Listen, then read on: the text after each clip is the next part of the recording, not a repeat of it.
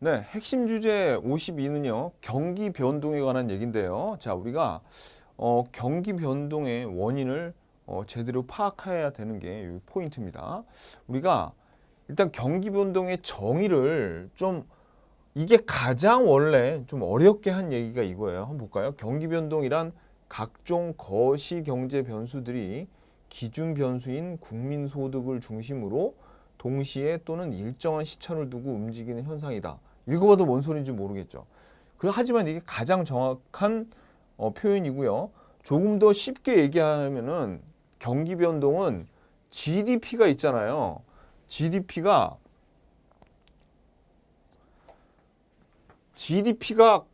작아졌다 커졌다를 반복하는 현상을 우리가 경기 변동이라고 합니다. 그러니까 GDP가 뭡니까? 국민 소득이기도 하고 생산이기도 하잖아요. 그러니까 예를 들어서 어떤 나라에서 자동차만 생산하는 나라가 있어요. 그래서 올해는 1000개 만들었다가 내년에는 뭐 980개 만들었고, 그 다음에 다음 년에는 뭐 한 20개 뭐 이렇게 똑바로 1000개만 만드는 게 아니라 어쩔 땐 좀 적게 만들고 어쩔 땐 많이 만든다는 거예요. 그러다 보면은 이게 뭡니까?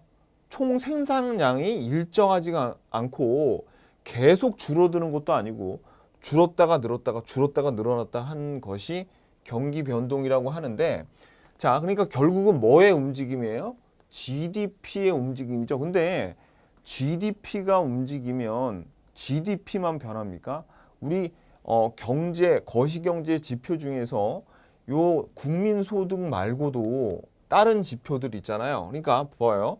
경기 변동이란, 자, GDP를 중심으로 거시경제 변수들을 쭉 얘네들을 얘기하는 겁니다. 이런 변수들이 GDP를 중심으로 동시에 움직이거나 또는 일정한 시차를 두고 움직인대요. 이건 무슨 얘기냐면 GDP의 속도보다 느리게 움직이는 것도 있고 GDP가 변화하는 그 속도보다 먼저 움직이는 놈이 있어요. 선행적, 후행적 그런 놈들이 있거든요. 자, 그래서 우리가 GDP, 즉 우리 가장 중요한 지표인 이 GDP를 기준으로 이 주변에 있는 변수들이 어떻게 움직이는가를 봤어요. 그러면 첫 번째, 동조성이라는 게 있고 선행이냐 동행이냐 후행이냐가 있는데, 동조성이란 건 뭐냐면 여기 수능적이라는 게 있고 여기 역행적이라는 게 있잖아요. 역행적이란 건 뭐냐면 이겁니다. 역행적이란 것은 GDP가 예를 들어서 올라갈 때 얘는 되려 낮아지는 거예요. 반대로 움직이는 거. 수능적은 GDP가 높아지면 같이 높아지는 게 그게 바로 수능적이고, GDP와 반대로 움직이는 게 역행적이에요. 그리고 동행적은 뭐냐? GDP하고 GDP가 올라갈 때 같이 올라가요. 근데 선행적은 GDP가 올라가기 전에 미리 움직이고, 그 다음에 후행적은 GDP가 올라간 다음에 한참 있다가 올라간다. 이게 후행적. 아시겠죠? 그러니까 이건 동시에 움직이니 아니면은 먼저 나중에 움직이니 거기에 관한 내용이고요. 그 다음에 동조성은 수능적이냐 역행적이냐는 뭐다? 그렇죠. 얘가 가는 방향이 증가할 때 같이 증가하는지 아니면은 반대로 더 감소하는지 그걸 나타내는 거죠. 그래서 우리가 보면 보통은 이거 외우라고 여러분들한테 이걸 보여주는 게 아닙니다. 그냥 어떻게 그냥 좀 대충 이런 관계를 가지고 있구나라는 거를 좀 느껴봐야 돼요. 일단 여러분들이 선행적인 지표가 제일 그래도 좀 알아야 될 게 통화량 있죠. 통화량이 먼저 통화가 풀리면은 어떻게? 그렇죠. 경기가 수능적이에요. 통화량이 많으면 경기가 좋아지고 먼저 통화가 증가한 다음에 보통 그 다음에 GDP가 늘어나더라. 그죠? 그러니까 이건 뭡니까? 뭐 국가에서 통화 정책을 펼치면 나중에 조금 있다가 경기가 좋아진다는 얘기예요. 그래서 선행적이다. 통화량은. 그리고 우리가 여기에 있는 소비, 투자, 그죠? 얘네들은 같이 움직여요. 경기 수능적이고 우리나라 같은 경우에는 수출이 잘 돼야지, 그죠? 먼저 선행적으로 자, 통화량이 선행적인 것처럼 수출을 해야지 달러가 들어올 거 아니에요. 그죠? 달러가 들어오겠죠? 그러니까 수출이 선행적이고 다 경기 수능적입니다. 그리고 여기 보시면 실질 임금하고 고용은 경기 수능적이다. GDP 생산량이 많아져야지 고용도 늘리고 그 다음에 실질 임금도 올라가겠죠. 임금도 올라가는데 그런데 보세요. 고용은 후행적이야. 실질 임금은 동행적인데 고용은 후행적입니다. 왜냐면은 실질 임금을 좀 올려줘야 될 거 아니에요. 기존에 있는 사람들을 잡아두려면. 하지만 새로운 사람을 더 뽑으려면 어느 정도 좀 이 기업가들은 신중합니다. 왜냐하면 이게 지금 반짝 경기가 좋은 건지 아니면 생산량을 계속 늘리려고 사람을 한번 뽑으면 어떻게 자르기 힘들잖아요. 그래서 고용은 신중하게 해야 돼요. 그래서 요거는 후행적으로 나중에 움직이더라. 그 다음에 실질 이자율 있죠? 실질 이자율이 얘는 요게 중요해요. 경기 수능적이란 경기 역행적이 아니라 경기 수능적이다. 왜냐하면 자 이렇게 그냥 생각하시면 돼요. 기업가가 경기가 좋아져서 돈을 많이 빌리죠. 그럼 이자율은 상승하겠구나. 그렇게 생각하시면 되고 그 다음에 조심하셔야 될 거는 물가 수준이 있죠. 물가 수준이 경기 역행적이에요. 그리고 동행적이다. 자, 근데 물가 수준이 경기 역행적이라는 거, 그죠? 요거 조심하셔야 돼. 정부 지출이 경기 역행적이란 건 왜 그러겠어요? 경기가 나쁠 때 정부 지출을 해가지고 그걸 늘리려고 할 거 아닙니까? 그죠? 자, 그런데 자 보세요. 요 물가 수준은 왜 경기 역행적이냐면 이것은 사실 우리가 호황일 때는 물가가 오를 것 같잖아요. 그거는 우리가 여기 AD 곡선과 AS 곡선이 있을 때 정부의 어떤 수요 정책에 의해서 그러면 AD 곡선이 이렇게 오른쪽 총수요 정책에 의하면 오른쪽으로 움직이잖아요. 그죠? 그럼 물가가 올라가잖아요. 그래서 여기 국민소득도 증가해서 이래서 물가 수준이 경기하고 맞을 것 같은데 사실 그렇지가 않고 실제로 통계로 조사해 봤더니 경기가 좋아지면 물가가 되려 떨어지고 경기가 안 좋을수록 물가가 오르더랍니다. 왜 그럴까요? 그렇죠? 그 이유는 이 통계학자들이 이 수치값을 보고 그 추측하기를 지금 경기가 역행적일 때 우리 요 AS 곡선이 좌측으로 움직이는 거 원자재 가격에서 공급 측면에서 오는 그런 물가 인상들이 많이 있다는 얘기예요. 그걸 반영하고 있더라. 아셨죠? 그래서 물가 수준이 경기 역행적이라는 거 요거. 그래서 여러분들이 요 정도는 그냥 여러분들이 한번 보세요. 눈으로. 제가 설명드린 내용이 그래. 이렇게 해가지고 이런 지표들이 요렇게 수능적이고 역행적이고 동행적이고 선행적이구나. 요 정도 여러분들이 알아두시면 됩니다. 아시죠? 외우라는 거 아니에요. 외우지 마세요. 시험에 이걸 가지고 막 이렇게 물어보지는 않으니까. 자, 그 다음에 국민소득이 장기 추세선 중심으로 하는 게 이게 가장 쉬운 쉬운 거라 그랬죠. 쉬운 정의. GDP가 움직인다. 그냥 여러분들이 이렇게 생각하시면 돼요. 경기 변동이란 게. 그 다음에 경제 성장률이 높아가지고 평균 경기 수준 혹은 잠재 성장률 수준보다 높을 때는 경제 호황이라고 그러면서요. 확장기에 있다 그래요. 근데 경제 성장률이 이보다 낮을 때는 수축 국면이라고 하는데요. 자, 보세요. 그래서 경기 변동은 후퇴, 불황, 회복, 호황 국면을 서로 이런 국면을 반복을 하고 있고요. 그 특징은 뭐가 있냐면 이 확장기가 수축기보다 더 길어요. 무슨 얘기냐면 올라갈 때는 천천히 이렇게 경기가 좋아지다가 떨어질 땐 팍 이렇게 꺾어져 버려요. 그러니까 이런 모양으로 돼요. 천천히 좋아졌다가 팍 꺾어지는 이런 모양으로 되더라. 그래서 가령 한국의 경기 순환주기가 약 50개월 정도라고 할 때 점점 경기가 좋아지는 거는 31개월인데 수축 경기가 안 좋아질 때는 19개월이니까 이게 비대칭적이죠. 이게 대칭적인 게 아니라 비대칭적이잖아요. 이렇게 생겼잖아요. 그죠? 자, 근데 각 나라마다 그리고 이 경기 변동이란 게 한 나라의 경기 변동만 따지는 게 아니고 사실 각각의 부동산 시장도 있고 주식 시장도 있고 여러 가지 시장이 있을 거 아닙니까? 그 시장마다 나라마다 다 다릅니다. 자, 그리고 그래서 우리가 보시면 봐봐요. 여기서부터 이렇게 여기서부터 여기까지 그러니까 지금 보면 여기 하점에서부터 하점까지가 하나의 주기예요. 이걸 순환 주기라고 하고 그 다음에 여기에서부터 여기까지를 여기에서부터 여기 상단부까지 여기를 진폭이라고 하거든요. 이 그림에서는 삐뚤어져 가지고 잘 안 보이는데 요 다음 그림에 나옵니다. 그러면 우리가 순환기가 한 주기가 여기에서부터 여기까지죠. 그런데 보세요. 여기 지금 경기가 좋은 요 확장 국면 있죠. 여기는 이만큼이잖아요. 근데 떨어질 때는 얼마큼 떨어져? 확 떨어져.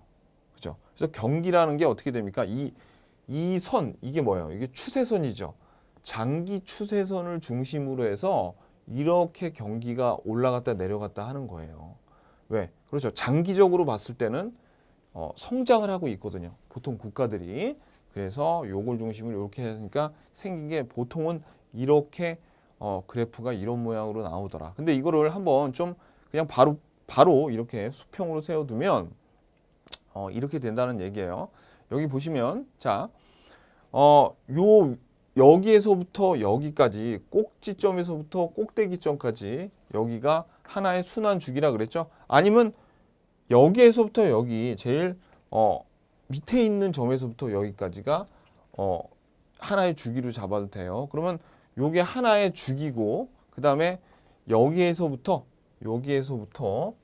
여기까지를 우리가 진폭이라 그래요. 여기서부터 여기까지. 자, 그리고 보시면 여기 밑에가 하강 국면이고 위에가 상승 국면이죠. 일부러 그냥 그림 보기 좋으라고 똑같이 그렸지만 어떻게 돼야 돼요? 정상이에요. 이게 이런 식으로 돼야 된다 그랬죠. 수축기는 빠르고 확장기는 좀 느리게 되니까. 그래서 여기 호경기, 불경기. 여기가 불경기가 아니죠. 요 밑에 부분이 여기가 불경기죠. 이렇게 나누고 있습니다. 자, 요거 그냥 참고로 알아두시고. 그래서 이렇게 후황후퇴. 이것도 여러분들 억지로 외우두지 마세요. 이런 거는 시험에 안 나와. 이거는 옛날에 나왔던 그냥 경기라는 게 이렇게 순환을 하는구나. 이 정도만 알아두시면 돼요. 자, 그 다음에 우리가 경제 성장이란 말과 경기 변동이란 말이 나오는데 경제 성장은요, 경제는 성장을 시켜줘야 돼. 그리고 경기는 안정화가 돼야 됩니다. 무슨 뜻인지 아시겠죠? 자, 그래서 경제 성장 있잖아요. 경제 성장은 우리가 다음 장에서 배울 건데 국가가 이렇게 성장을 해야 됩니다. 국가는 그림 어디 갔어? 이거. 그렇죠? 국가는 이렇게 성장을 해야 돼요. 계속 꾸준히 성장을 해야 되고 경기는 지금 이런 진폭이 있을 때 요거를 이렇게 편편하게 가급적이면 요 장기 추세선에서 이렇게 진폭이 작게 움직이게끔 이렇게 안정화를 시켜줘야 됩니다. 그래서 경제는 보통 성장을 시켜야 되고 경기는 안정화를 시켜야 돼요. 그래서 우리가 앞에서 배웠던 재정정책과 통화정책 있죠. 얘네들을 하는 이유가 경기를 안정시키기 위해서 하는 겁니다. 근데 우리 거시경제학은 경제를 안정시키는데 주로 어디? 그렇죠. 호황일 때 경기가 과열됐을 때 이거를 죽이는 거를 배우는 것보다는 그냥 경기를 과열된 경기를 시키는 그런 내용을 배우는 게 아니라 이 거시경제학의 태동이 언제부터 일어나냐면 말씀드렸지만 대공황 때부터 일어났잖아요. 그래서 불경기일 때 실업이 만연할 때 그때 경기를 활성화시키는 내용이 주로 이루고 있어요. 그러니까 안정화시킨다고 하지만 사실은 주로 우리 거시경제학은 그 경기를 활성화시키는 내용을 주로 배우게 됩니다. 자, 그래서 경기 변동의 결과가 보세요. 보시면은 총 수요가 증가하고 총 공급이 증가를 하게 되면, 자, 이런 만약에 총 수요 증가를 하게 되면 우리 요게 뭐예요? AD 곡선이죠? 그다음에 요게 AS 곡선이죠? 얘네들에 의해서 경기가 바뀔 수가 있어요. 어떻게? 자, 봐봐요. 총수요 곡선이 증가한다는 것은 총수요 곡선이 우측으로 이동하면 생산이 증가하면서 고용도 증가하고 소득도 증가하죠. 물가가 상승합니까? 한번 볼까요, 우리? 자, 우리가 여기 물가 그리고 여기 소득이 있을 때 AD 곡선하고 AS 곡선이에요. 그럼 여기가 지금 물가죠. 여기가 물가고 그리고 여기가 소득일 텐데 AD 곡선이 우측으로 가니까 소득도 여기에서 늘어나고 물가도 요 점에서 위로 올라가잖아요. 그래서 물가가 상승해요. 그럼 반대로 총수요 곡선이 왼쪽으로 바뀌어가지고 이제 요게 어떻게 됩니까? 그렇죠. 소득이 감소하면 경기 변동이 일어난 거잖아요. 이 총수요의 감소에 의한 경기 변동의 결과는 반대예요. 다 반대. 그럼 이번엔 총 공급 곡선이 움직이면 어떻게 될까? 공급 곡선이 움직이면 물가를 일단 볼까요? 물가는 하락을 하게 되고 나머지는 다 똑같아요. 나머지는 위랑 다 똑같아. 요놈하고 똑같다. 자, 물가가 요거는 하락을 하는 게, 요 감소하는 게 아니죠. 물가가 요거는 상승해야 되죠. 이거 잘못됐네. 상승. 물가가 상승하게 된다. 총 공급 곡선이 감소하게 되면. 한번 그려볼까요, 여러분들? 자, 요거 총 공급 증가하는 경우를 한번 볼게요. 여기 지금 총 수요 곡선, 총 공급 곡선에서 총 공급의 총 공급이 증가했어요. AS 다시로. 그러면 애초에 여기 있던 소득이 증가를 했죠. 그러면서 생산량이 늘어날 거 아닙니까? 그리고 애초에 물가가 여기 있었는데 물가가 이렇게 떨어졌잖아요. 그죠? 그래서 요거에 관한 얘기를 하고 있습니다. 자, 그 다음에 이 경기가 지금 호황인지 불황인지 아니면 경기의 상태가 좋은지 나쁜지를 파악하는 것이 국가는 굉장히 중요하겠죠. 왜? 아니, 경기가 딱 계속 이거를 파악하고 있다가 경기가 안 좋아질 것 같다. 그러면은 무슨 조치를 취해야 될 거 아니에요. 우리가 배운 재정 정책이나 통화 정책을 먼저 선제적으로 취해야 되겠죠. 자, 그래서 그 경기를 판단하는 것이 우리나라에서 경기 종합 지수 있죠. 요 경기 종합 지수가 가장 그 표준적으로 쓰이는데 요거는 국민 경제 전체 경기 동향을 쉽게 파악하려고, 그죠? 그러니까 경기 동향에서 여러 가지 지표들을 선정한 후에요. 경제 지표, 주요 경제 지표들을 선정해가지고 요놈들을 다 짬뽕을 해서 한꺼번에 고려해서 지수를 만든 거예요. 인덱스. 자, 우리 이 인덱스 어디서 봤어요? 우리 그 주가 지수 있죠. 주가 종합 지수 인덱스라고 있잖아요. 주가 지수가 뭐예요? 주가 지수. 뭐 우리 코스닥 200 뭐 그렇게 해서 지수를 만들어 버리잖아요. 코스피 200 지수 뭐 그런 거 있죠. 그 지수는 뭐냐면 그 주식들의 가격들을 다 가중 평균을 매겨 가지고 하나의 지수를 만든 거예요. 이것도 마찬가지야. 그럼 코스닥 200이나 뭐 그런 지수랑 유사하게 여러 가지 지금 어떤 지표들? 자, 지표들이 우리 선행지수, 동행지수, 후행지수가 이렇게 굉장히 여러 개가 있어요. 여러 개. 그래서 무슨 뭐 각각 고용에 대한 지표, 생산에 대한 소비에 대한 투자에 대한 이런 지표들 이거 외우는 거 아니에요. 이런 지표들을 다 참조해서 하나로 만든 게 바로 이 경기종합지수라는 거예요. 자, 그래서 얘네들은 그 지수를 매겨 가지고요 100을 기준으로 합니다. 그래서 100보다 지금 상회하면 얘네들이 경기가 좀 좋아지고 있구나. 그 다음에 100보다 아래면은 경기가 안 좋아지고 있는 데를 판단할 수 있다는 그런 얘기예요. 그래서 경기 종합 지수라는 게 있다. 여러 가지 경제 지표를 하나로 지수화한 것이 저거고요. 그 다음에 또 제조업 경기 실사 지수라는 게 있어요. 요거는 뭐냐면 기업가들한테 설문지를 돌려요. 설문지를 돌려가지고 야 앞으로 경기가 너 지금 좋은 것 같아? 아니면 앞으로 좋아질 것 같아? 라는 그런 설문 내용들이 있죠. 그래서 100을 이것도 100을 기준으로 합니다. 100을 기준으로 해서 100보다 좋으면은 지금 기업인들이 경기가 좋다고 느끼고 있구나. 아니면 아니라고 느끼고 있구나. 라는 것을 해석할 수 있습니다. 자, 이거랑 비슷한 지표가 소비자 동향 지수예요. 이건 소비자한테 설문을 돌리는 거죠. 소비자한테 설문을 돌려서 이것도 100을 기준으로 합니다. 근데 시험에서 이제 시험에도 그렇지만 신문에 잘 나오는 거는 사실 이거보다도 우리나라가 미국 경제에 굉장히 그 영향을 많이 받고 있죠. 요 PMI 지수가 잘 나옵니다. 요 PMI 지수가 요게 시험에서도 잘 언급되고 신문에서도 이거 엄청나게 나와요.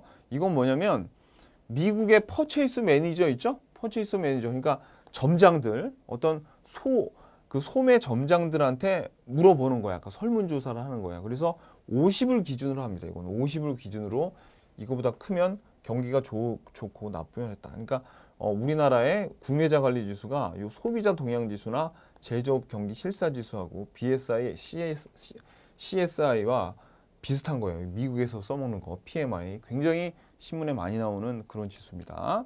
자, 예제 한번 볼까요?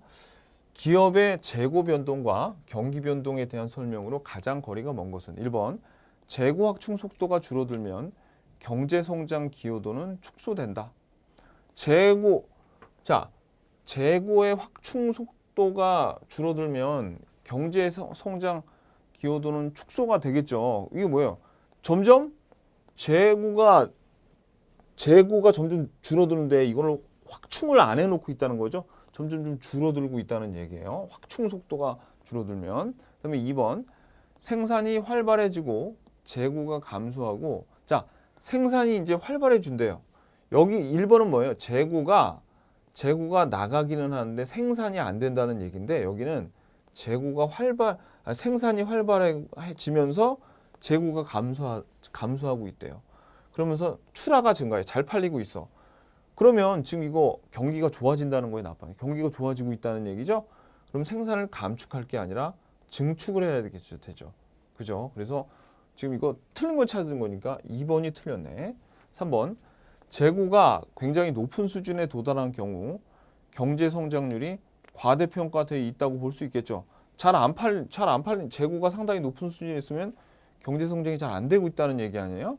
4번 재고의 감소는 경기 회복의 여러 징후 중 하나로 꼽힌다. 그죠? 재고가 감소를 해야지 이제부터 좀 뭔가 좀 잘 팔리나 보네? 라고 느낄 수 있겠죠. 기업의 재고 확충은 경제 성장률을 높이는 효과가 있습니다. 자, 왜 그럴까요, 이거? 재고 확충. 재고 확충이 뭐예요? 우리 C 플러스 I 플러스 G에서 요거 뭐예요? 요거 투자 지출이죠. 투자 지출에 재고 지출도 들어가 있거든요. 그래서 이게 소득을 높여줍니다. 이 재고를 높여주면 답은 2번. 자, 그 다음에 이제 경기 변동 이론이 있어요. 그래서 경기 변동 이론은 이제 케인즈 학파의 경기 변동 이론과 뭐 이런 게 있는데 얘네들이 사실 식으로 보면 굉장히 까다롭습니다. 근데 우리 시험에서는 식을 물어보지 않아요. 식을 물어보지 않고 이 사실 경기 변동 이론이 왜 경기가 이렇게 들쑥날쑥 변동하는가를 밝히는데 두 가지를 밝혀야 돼요. 첫 번째 이 경기 변동이 시작되려면 외부로부터 어떤 충격이 가해지는가. 그게 첫 번째 밝혀야 될 이유고 두 번째는 아니 한 번 충격이 가했는데 왜 이렇게 지속적으로 계속 이렇게 경기 변동이 일어나지? 라는 두 가지. 첫 번째 그 경기 변동의 시작은 무엇이고 경기 변동이 이렇게 지속되는 것은 무엇인가 라는 이론이 있는데 제일 안 중요한 게 이거예요. 케인즈 학파의 경기 변동 이론은 요게 이제 사뮤엘슨의 승수 가속도 원리에 의한 그런 거라고 그러는데 우리 앞에 뭐 배웠냐면 승수 효과라고 배웠죠? 승수 효과 배우고 그 다음에 가속도 원리는 뭐냐면 원래는 투자는 뭐의 함수입니까? 이자율의 함수잖아요. 이자율의 함수인데 국민소득 즉 Y의 증가에 국민 소득이 늘어나면 소비도 늘어나고 거기에 따라서 기업인들이 투자를 하려고 그러거든요. 그래서 소득의 변화에 따라서 투자가 되는 걸 우리가 그걸 유발 투자라고 해요.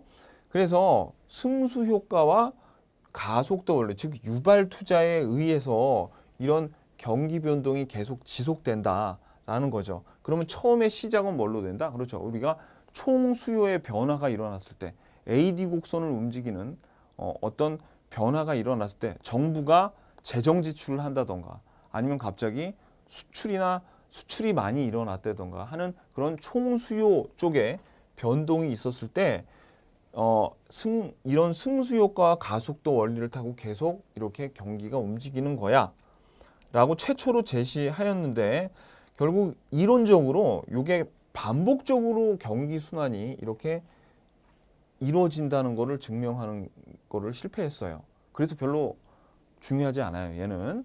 그래서 이거하고 반대돼서 나온 게 뭐냐면 통화주의 학파에서 여기 우리가 배우는 게 RBC라 그래서 실물적 경기 변동 이러는데 사실 통화주의 학파는 여기서 MBC라고 그래가지고 여기 뭐예요?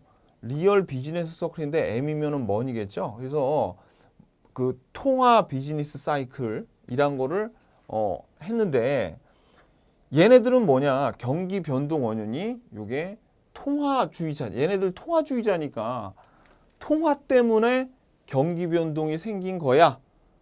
그렇게 얘기를 했겠죠. 근데 이것도 마찬가지예요. 이 경기 변동 원인 통화주의 학파가 세운 주장하는 경기 변동 이론도 결국은 왜 반복적으로 얘네들이 일어나는 거야 라는 거를 입증하는데 실패했어요.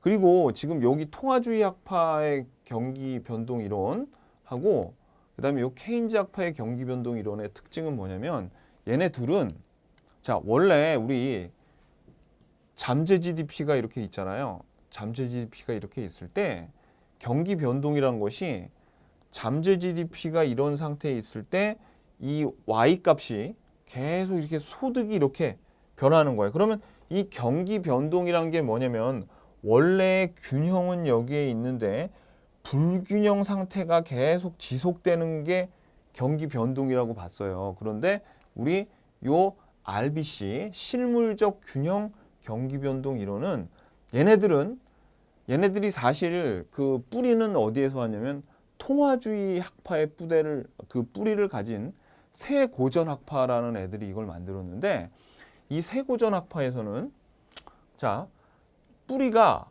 통화주의에서 나왔음에도 불구하고 얘네들은 화폐가 경기 변동을 일으키는 게 아니라 실물이 경기 변동을 일으킨다고 봤어요. 그러면 어떤 거냐? 주로 우리가 요 기술 진보 등에 의해서 이게 총 요소 생산성이라고 그러거든요. 어떻게 돼 있냐면은 주로 우리가 소득은 이렇게 볼 수 있어요. 그러니까 생산 요거는 Z에다가 F 그 다음에 N K 벌써 이거 식 쓰니까 짜증나죠, 그죠? 자, 우리가 이게 간단한 거예요. 어떤 소득을 관련돼 있는 것은 노동과 자본, 그 다음에 이 노동과 자본을 투입했을 때 요거를 총 요소 생산성이라고 하는데 요거는 가장 중요한 게 어떤 그 국가의 기술이라던가 어떤 제도, 그러니까 노동과 자본을 둘러싸고 있는 이런 기술 능력 아니면 그 국가에 있는 그 법적인 제도 그런 것들을 다 포함해서 우리가 총 요소 생산성이라고 하는 거예요. 그래서 요거의 발달에 의해서 공급 측면에서 기술 진보가 일어난다는 거예요. 그래서 공급량이 늘어나는 거예요. 우리 아까 케인즈는 뭐라 그랬어요? 수요에서 그 충격이 가해진다 그랬죠. 근데 여기서는 공급 측면에서 요런 총 생산성이 늘어나서 그래서 AS 곡선이 움직인다는 거죠.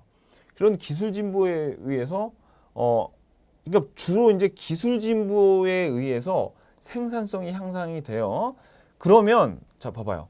경제 주체들의 최적화 결과로 일어난다. 이건 무슨 얘기냐면 아까 위에 있는 둘은 경기 변동이 어떤 균형이 있으면 불안정한 상태가 균형이 아닌 상태가 계속 지속되는 게 경기 변동이라고 봤는데 얘네들은 경제 주체들의 최적화니까 요 아까 봤던 요 YN이라고도 하고 YF라고 하는데 요 잠재 성장률 있죠? 그러니까 요 잠재 GDP가 그대로 자연 산출량, 잠재 GDP 요것이 자체가 바뀌는 거예요. 그러니까 얘는 뭐라고 하냐면 이 경기 변동이란 게 불균형 상태가 왔다 갔다 하는 게 아니라 요 자연 산출량 자체가 변하는 그런 최적화 상태의 균형점 자체가 움직이는 거예요. 그러니까 지금 얘네들은 뭐를 주장하고 있는 거예요? 경기 변동이라는 게 어떤 균형에서 이탈하는 것이 아니라 계속 균형점 자체가 변하는 거다라고 얘기를 하고 있는 겁니다. 기준이 되는 기준점들이 바뀌고 있다. 자, 그런데 얘네들의 문제점은 뭐가 있었냐면 봐봐요. 경기가 기술 진보 등에 의해서 경기가 활성화될 수는 있겠죠. 그런데 만약에 불황이 왔어요. 그러면 그때는 기술이 퇴보한 거예요? 그럼 말이 안 되는 거죠. 그렇죠? 한번 기술이 진보가 되면 인간이 기술이 웬만하면 퇴보가 안 되잖아요. 그죠? 그래서 그 경기 침체는 그럼 뭘로 설명할 거냐 했는데 경기 침체가 오는 거는 마찬가지로 공급 측면에서 인건비나 원자재 생산 요소의 가격이 상승이 돼서 생산성이 악화된 경우에 그때는 경기 침체가 오더라. 그리고 이게 지금 실물 경기 변동 이론이니까 화폐는 중립적이겠죠? 그죠? 자, 그래서 지금 내용을 제가 되게 간단하게 좀 설명을 드렸는데 첫 번째 이 시험에 그래도 나오는 거는 이 실물적 균형 경기 변동 이론. 얘네들 누가 주장했다고요? 그렇죠. 새 고전 학파가 주장했고요. 두 번째는 실물적인 충격이 와요. 어디? 특히 공급 측면, 실물적인 공급 측면에서 충격이 와서 주로 기술 진보에 의해서 그때 경제 주체들의 최적화 결과로 인해서 생기는 겁니다. 경기 침체는 어떻게 해요? 그렇죠. 생산성의 약화 때문에 오는 거예요. 자, 그래서 이런 기술 진보가 일어나면 그럼 왜 반복적으로 일어나냐면 기술 진보에 의해서 MPN 뭡니까 이거? 생산성이 향상이 되죠. 그러면 어떻게 고용이 증가를 하게 돼요. 노동 수요가 증가를 하게 되고 그 다음에 생산이 더 많이 되게 되겠죠. 이런 과정을 쭉 거친다.